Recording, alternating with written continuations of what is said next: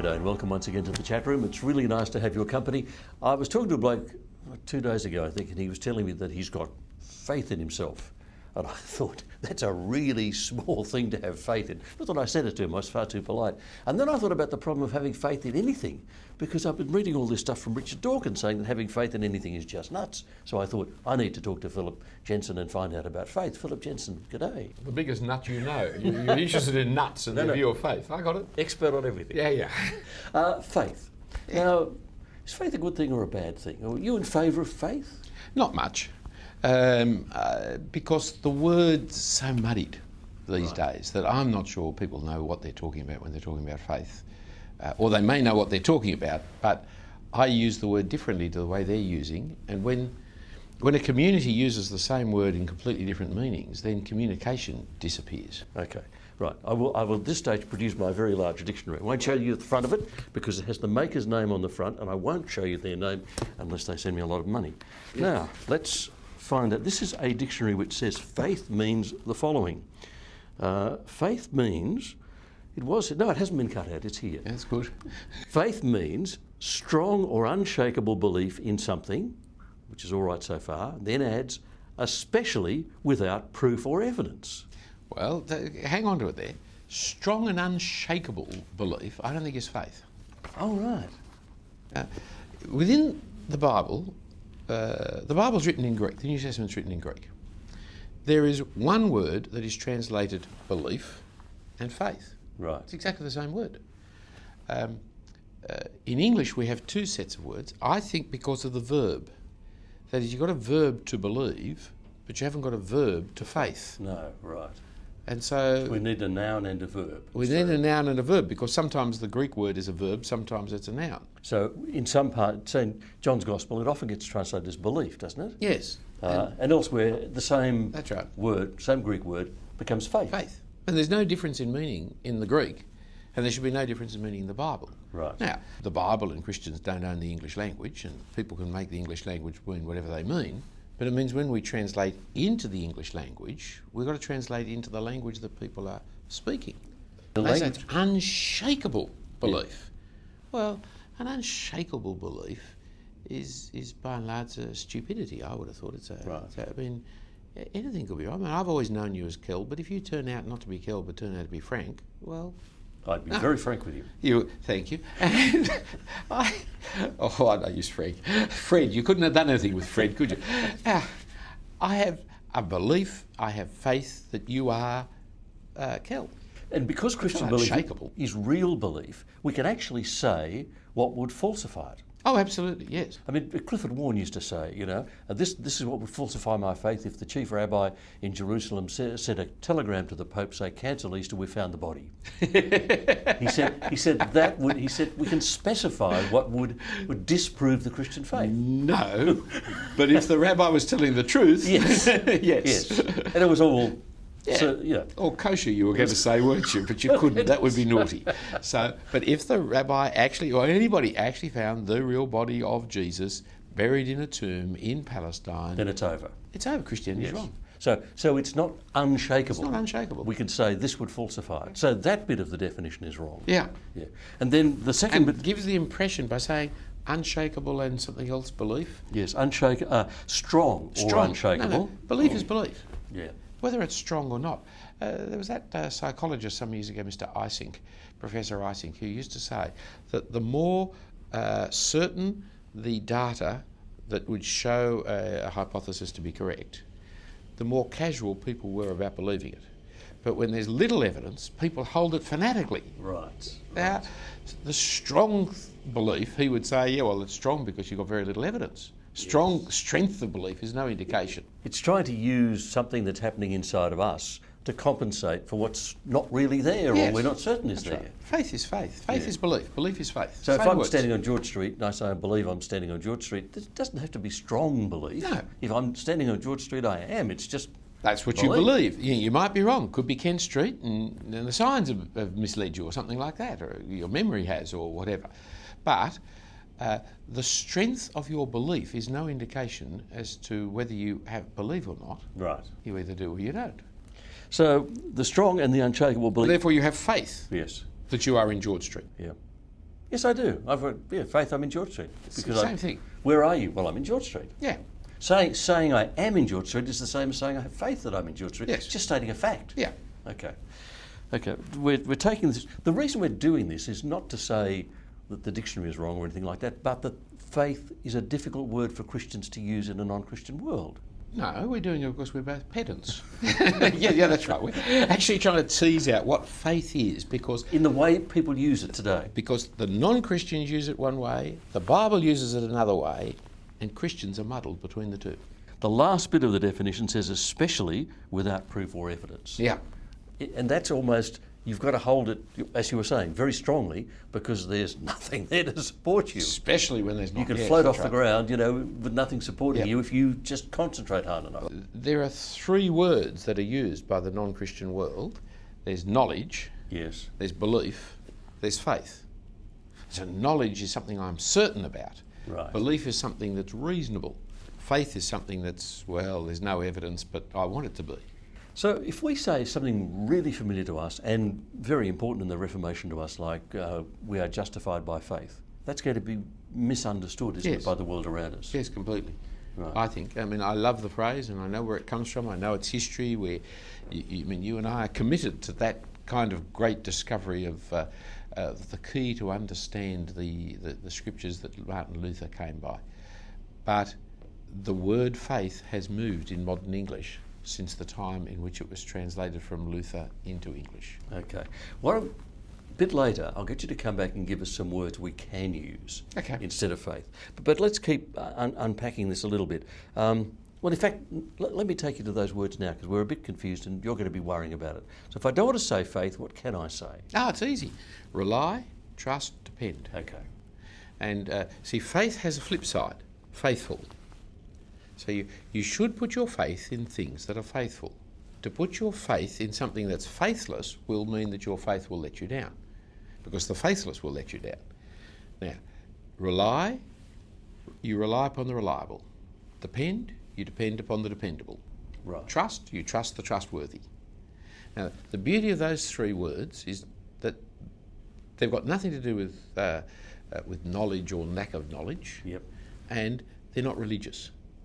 And the word faith was not a religious word outside of Judaism and Christianity. Right. And so I get, knocked by people talking about the Hindu faith or the Buddhist faith. Hindus and Buddhists don't believe in faith. They don't have faith. Faith is not the concept. That's, you experience, but you don't faith. Faith comes out of the Old Testament covenant. It comes out of words and contracts. So I make a covenant with you, a contract with you, and I have to be faithful to my word, and you need to trust, you need to have faith in my word. And that's how a contract operates. So I say to you, I'll buy you a cup of coffee afterwards. That means I've got to be faithful to my word and buy you the cup of coffee. That means you say, I won't have a coffee now because I'll have it later because Philip has promised me. And I know Philip, and I trust trust Philip. him. I depend I upon him, rely on rely upon him. Yes. Okay. That's the concept, that's the heart of the concept.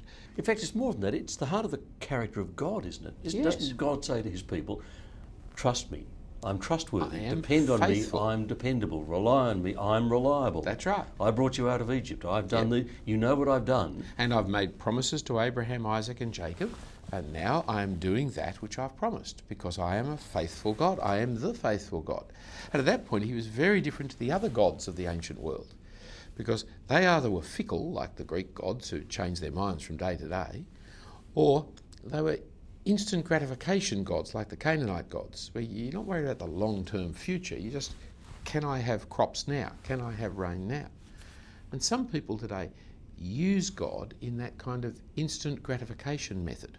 God will make me rich now if I do this. Right. Which is not the covenant God of the Bible, who gives his promises, keeps his promises, but asks us to trust him for his promises.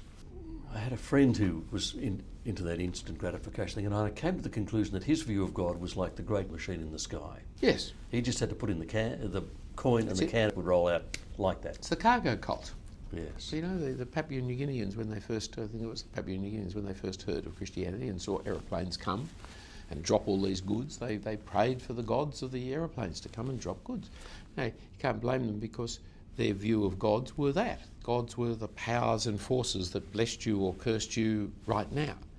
That's what most gods in most religions throughout the world have been. But the God of the Bible is quite different to all the other gods. He speaks, he lives, he's powerful, he exists, he's the creator, but also he's the one who gives his promises and then binds himself to his own promises because he's faithful. He places himself under his own word. He won't break his own word. If we properly understand this misunderstood word faith, what we're actually looking at is the character of God. Yes. Right. And that's why it matters. It's not pedantry. Yes. Pedantry? Yes. Is that being pedantic about it? It's not pedantry. This actually matters because this is the way God describes himself. And so it's really important we understand how God is describing himself. Would it actually be helpful if we stopped using faith and used those if we talked about dependence on God, if we talked about reliance on God, if we talked about those kinds of things rather than faith, would that help people? Yes, I think so. I mean, it's wishful thinking to think that our Bible translators would ever take the word out of the Bible, right? And you sound like a heretic if you believe in justification but not by faith. But in my dealings with people around the world and especially in Australia, the non-Christian is not thinking the same thing we are thinking of when we use the word. And that seems to me a pretty critical issue in Bible translation. Right.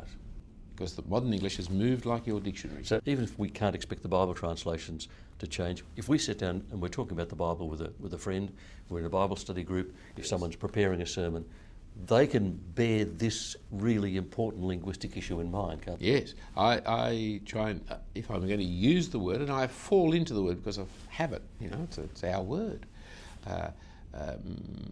But if I try and if I do fall into the word, I then immediately do synonyms and explanations. Yep. But when I've got a gospel presentation like 2 Ways to Live, the word faith doesn't occur in it. No, it doesn't turn up in 2 Ways to Live anywhere, does it? No. No. For this particular reason, that it will mislead people.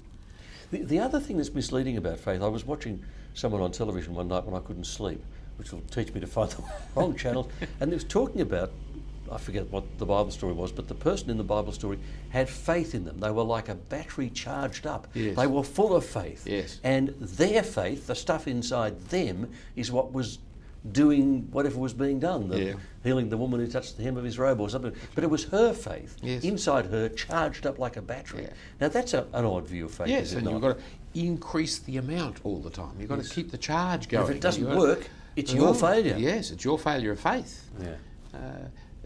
Jesus said if you've got as much as a mustard seed, which when I looked in a health shop was about that big, you've got to have such a mustard seed you can move a mountain, which I presume is a way of saying the size of your faith is an irrelevance, right? That you have it is all that matters. And so, yes, you grow in your faith in the sense that over time in a relationship, because it's a relational word, you increase your level of confidence in the other person. Because confidence is another synonym for faith. And so I just have confidence in this person. But I don't grow in my faith in that I get a greater sense power thing in me that's going to do something. The important thing about faith is not faith, it's the object of my faith.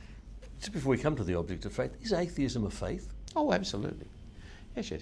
We've got faith. See, faith is non-religious. As soon as you take the word out of religion category, and then you say, well, what do I trust? What do I rely? What do I depend on? I'm trusting this chair. I'm relying upon it. I'm depending upon it. The other day I sat in a chair down at the Seafarers Centre and it gave way. Right. But these chairs we've sat in before, so we have good reasons, good evidence for sitting, for having faith in them, having confidence in them. Yes. This chair has not let me down, nor is it likely to let me down. Right. The other one did, to the amusement of everybody else. But now,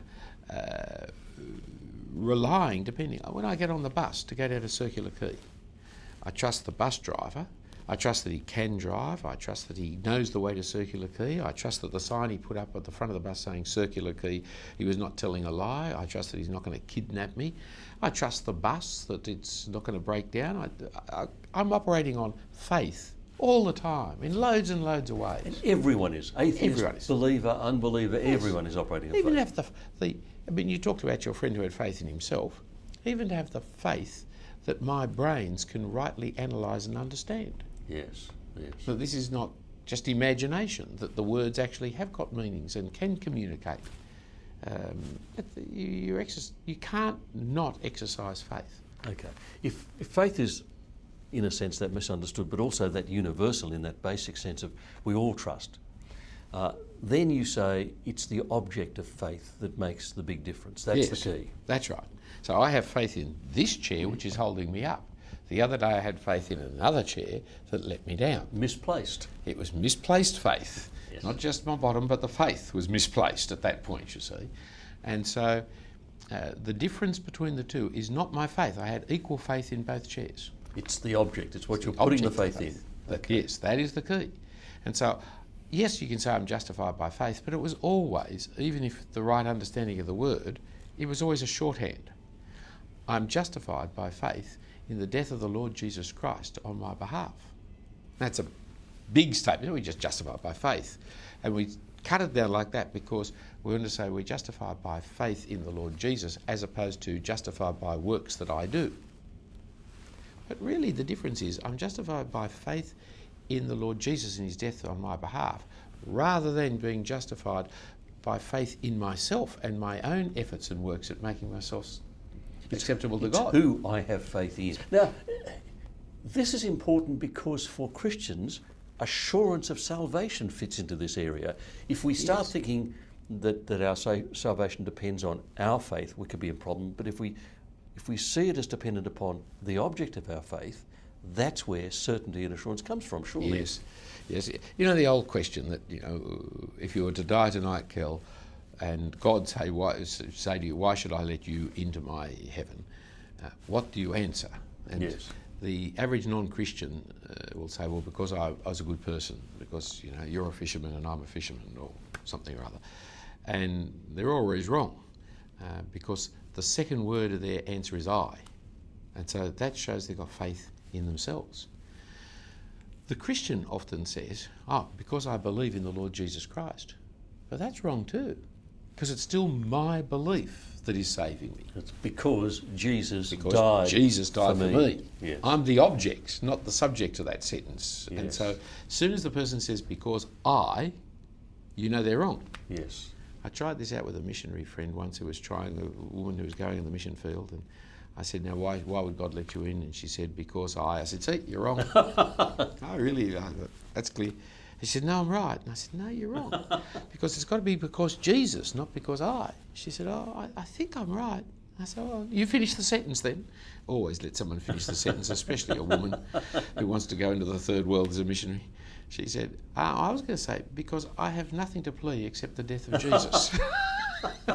She wins. She won. There's a lovely story in biography of T.C. Hammond, which Hammond is said to have said on some occasion that someone said, what will happen immediately after you die? And he said, immediately after I hear Jesus saying to God, Father, this is Tom, I died for him. And it's that kind of understanding of where our dependence is. It's totally on him. Yes. And so I'm not saved by my faith in him, I'm saved by him. Now if I say that, it's because I have faith in him. Right. But my faith is not this vague, I've got to hang on to a strong, unevidenced belief. It is simple, ordinary reliance, trust, dependence. On him. Is it worthwhile then checking up on the truth and the reality of the Christian faith? Yes. If I was talking to a non-Christian and they say, well, this all makes a fair amount of sense to me, but how can I know that it's true? Is it worthwhile for them to do the sort of normal investigation type things? Because it's reasonable faith. Faith should be reasonable. It's silly to be unreasonable. Unreasonable faith does push towards to superstition and silliness, really. If the gospel is true, then it should be open to public scrutiny to see that the claims it makes are reasonable.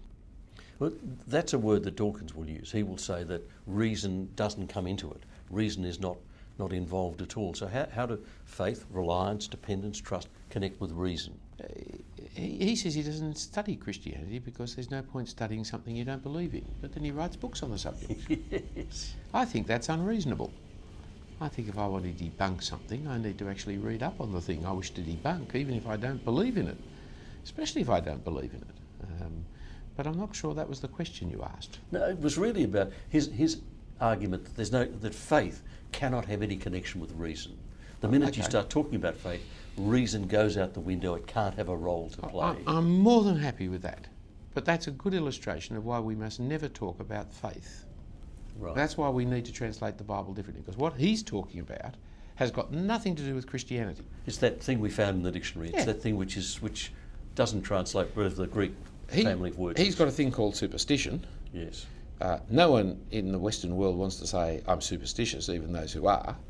And so he has plucked out the Christian word faith and stuck it over the word superstition, and then attacked Christians because we're superstitious. Right. So he has failed to understand. In reality, real faith, reliance, trust, dependence, has a role for reason. Oh, very important role for reason, unless you're a stupid person. Right. Then you wouldn't be reasonable. Well, none of us are going to put our hands up for that one. No. I've talked about faith and truth, faith and reason, faith and superstition. Some colleagues of mine in the office the other day were debating over which is the best astrology column in the newspaper. I couldn't believe my ears. I thought these were sensible people. I reminded them of the German newspaper where they sacked their astrologer and kept reprinting old ones and no one noticed. No one noticed, No. yes. Well, So our society is full of superstitious people, isn't I it? understand. I read somewhere, this is one of those statistics, that 28% of Australians, 80% of Australians read their stars column and 28% believe in it. Right. You use a statistic like 28, it sounds, Yes. If it was 28.7, it'd be even more impressive, wouldn't it? But there is an astonishing number of people who read them. And yes, a reputable broadcaster like the one you work for, believing in superstition, having people believing that is crass. But then the most seemingly reputable newspaper in Sydney publishes a stars column. Now, I saw a journalist converted some years ago who was working for magazines, and I said, what did you do in the magazine? She said, I write the star columns. And I said, well, that's a bit of an odd thing to do. She said, it's a great giggle. I said, what do you mean it's a great giggle? She said, well, over morning tea, we just all sit down and write it up, and then I tone it up. And I said, you don't check anybody? She said, no. I said, do you believe in it? She laughed. I said, don't be ridiculous. But there are people out there who do. Yes. There are people there who are basing their decisions on life on what she has, over morning tea, cooked up with her mates. And what we need to see is the contrast between that and Christianity, which is not that kind of superstitious faith. It is trust, reliance, dependence, based on the character of God, based on the actions of Jesus. And trust, reliance and dependence that has reasonableness behind it. Yes. Because the astrologers, I understand from the astronomy friends that I have, actually have the stars in the wrong time and phase anyway. Yes. The whole thing is actually irrational to believe. What about feelings? Faith and feelings. Even we're talking real Christian faith, reliance, trust, dependence. Do feelings come into it? Yes, feelings are an important part because, again, it's an area that Christians don't always see the impact of our society upon us. When you win a race these days, the television camera always says, how do you feel? Yes. I was pondering, in 1956, if we had have had television for the Olympics, I doubt whether we would have said, how do you feel? The media has moved us more and more to feelings, and we're a very feeling generation now. Footballers and even cricketers now hug each other on the field. Don Bradman never hugged anyone. No. It was the great Richie who brought in the tactile appreciation of his fellow players. Feelings are wonderful. I mean, you have them. They're emotions. Some of us are more sensitive to our feelings, some people are less. But they are reactive, responsive things. And so if I have faith in a person, then over time I will have certain feelings about that person. If I have faith in a faithless person, I will have certain feelings about that person. As she whips the football away from me yet again and yet again, my anger, my frustration, my dislike of that person will have an emotional content to it. And so my faith and confidence in people, as it's proven to be true or as it's proven to be untrue, will, I presume, generally affect my emotions about that person and about life. And should we change if the heart of Christianity is faith properly understood as reliance, dependence? Should that change us? Should we become more dependable, more reliable people because of our trust, our reliance, our dependence on a reliable God? Certainly, absolutely. We're called upon to be faithful, and God the Spirit is working in us to make us faithful. So one aspect of the fruit of the Spirit, love, joy, peace, patience, kindness, goodness, gentleness, and faithfulness is in there, as well as self-control. Faithfulness, because you can't be one of Yahweh's people and be a faithless, unreliable, untrustworthy person. And so the godly person of Psalm, 15, gives his word and keeps his word to his own hurt. That's the essence of being a faithful person. That I said I'd do it. My word is my bond. I've promised, and I've got no alternative, even if it's now inconvenient or uncomfortable or a cost on my time. I've got to do it. Yes, and so that word duty came into close association with faithfulness. That you're a dutiful person, and that's what Christians should be. So when the Bible talks about us becoming more like Christ, it means we're becoming faithful people. Yes, and the gap between faith and faithfulness is very small. Oh, right. Right. One dictionary, Bible dictionary written in the 1950s, said that faith is firmness. Ah. It's fixity. It's being rock-like. You're a solid person. You're a solid, reliable, trustworthy person, and therefore you confirm, you affirm things. And so it's that sense of firmness that you have. And so if I really trust God, I will become a trustworthy person. I live by trustworthiness. I live by trust. And so Jesus was faithful even to death. He was, and so feeling people, and when you equate feelings and faith, you have faith coming up and down and going in with and your out all the feelings. time. With your feelings. There's nothing wrong with going up and down in your feelings, but to go up and down in your firmness. But if we're solid people, we're solid we're people. fixed. Yeah. Yep. So there's a lot there for you to talk about in your prayer and Bible study group, and a good idea to talk about the topic of faith in your group. If you'd like to hear Phillip Jensen teach the Bible some more, come along any Sunday, St Andrew's Cathedral in the heart of Sydney. We would love to see you. Phillip Jensen, thank you for your time. It's a pleasure. And thank you for your company on The Chat Room.